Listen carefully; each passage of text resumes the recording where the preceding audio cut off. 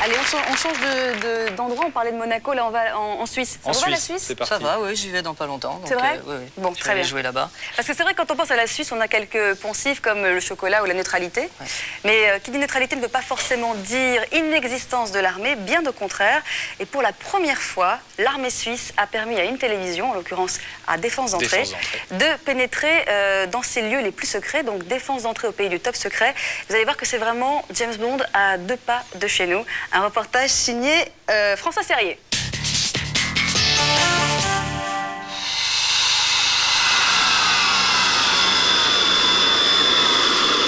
Un avion de chasse qui traverse une route nationale.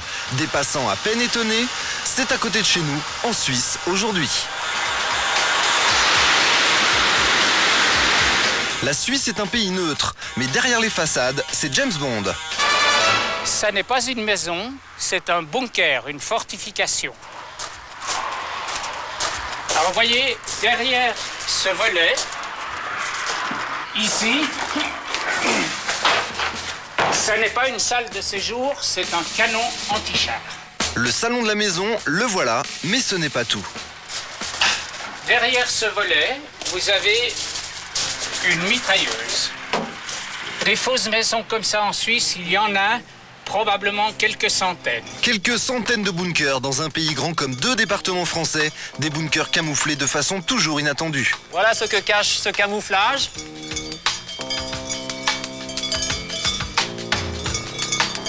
La Suisse n'a pas connu de guerre depuis 2 siècles, mais chaque citoyen a une âme de soldat. Ici, vous le voyez, nous sommes pratiquement dans le village. Et le paysan a ses vaches, a déposé son bois près du fortin et naturellement fait aussi office de garde. Dès l'instant où il voit quelqu'un qu'il ne connaît pas, il appelle tout de suite éventuellement la police ou les militaires. C'est un système qui est probablement un des plus efficaces que tout système électronique qu'on pourrait installer. Des armes secrètes dignes des films de science-fiction surgissent de la terre, au milieu des vaches. C'est la face cachée de la Suisse. Elle nous dévoile aujourd'hui son système de défense top secret.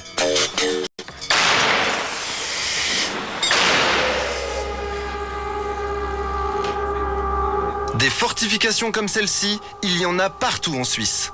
Dans l'environnement, ici, caché dans le terrain, on a une centaine d'ouvrages.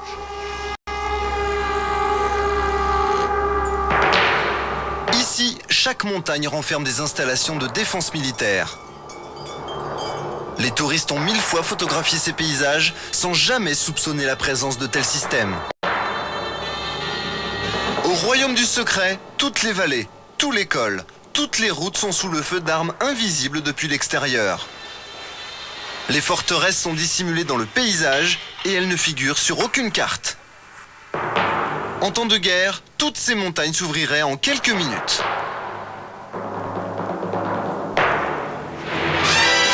Regardez bien ce gros rocher au milieu d'une clairière. En réalité, c'est la tourelle d'un canon de 155 mm. Impossible de le repérer. Sa tourelle pivote sur 360 degrés et ses obus peuvent atteindre la France à 25 km de là. Une cabane de bûcheron. Sous cet angle, rien de bien méchant. Mais elle tourne sur elle-même. Le gazon fait lui aussi partie du camouflage. Là encore, l'innocente cabane dissimule la tourelle d'un canon. On y accède par un tunnel secret. Car en Suisse, l'essentiel est sous terre. Jean-Luc détient les clés de plusieurs accès interdits. Ça, c'est un accès secret et confidentiel.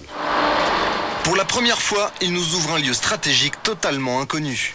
Jean-Luc, il y a combien de kilomètres de galeries ici? Il y a 25 km de galeries.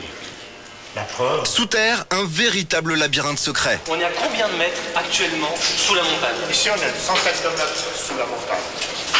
Ces galeries creusées dans la montagne, on les appelle le gruyère suisse. Une porte blindée tous les 10 mètres, celle-ci pèse 7 tonnes et elle résiste aux explosions nucléaires. Elle conduit à un entrepôt d'armes. Construit il y a 30 ans, il peut servir à tout moment. Mais sous terre, il y a bien d'autres choses. Je peux vous signaler des hôpitaux souterrains, des installations de protection civile, des quantités de travaux préparatoires qui ont été faits pour pouvoir résister, pour pouvoir survivre dans une situation de conflit, dans une situation tragique de bombardement, d'accident nucléaire. Il n'y a pas que les hôpitaux et les canons qui sont enterrés, les avions aussi. Ils sortent des montagnes et ils décollent sur les routes nationales, au milieu des habitations.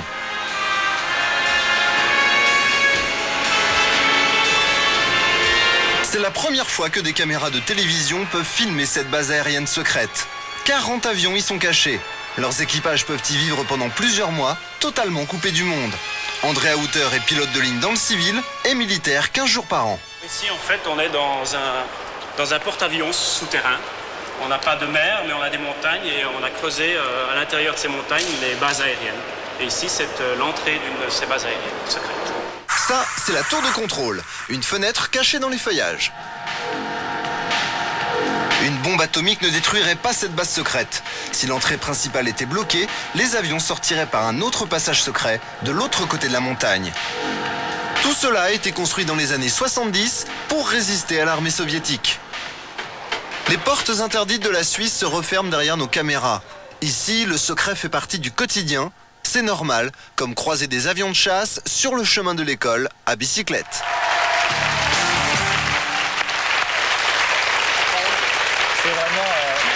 C'est vraiment impressionnant. Elie, bon, on tient quand même, il faut le faire, remercier ici Adolphe Augy, qui est conseiller fédéral à la Défense. Il faut le citer parce que sans lui, ce reportage n'aurait jamais pu se faire. Et c'est vrai. Rien n'aurait pu se faire.